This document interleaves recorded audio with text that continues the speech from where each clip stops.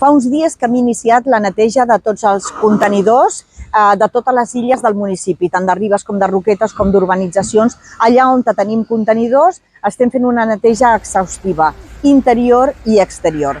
Hem augmentat el servei de neteja i de manteniment dels contenidors en el nostre municipi, així com hem augmentat també la neteja dels carrers i places. Demanem a la ciutadania, i avui fer-ho de manera molt especial, civisme i, per tant, que des de casa puguem separar els residus, llançar-los cada residu al seu contenidor i treballar tots i totes per no deixar brosses fora del contenidor ni tampoc tot allò que correspon portar-lo a la deixalleria ho deixem al voltant.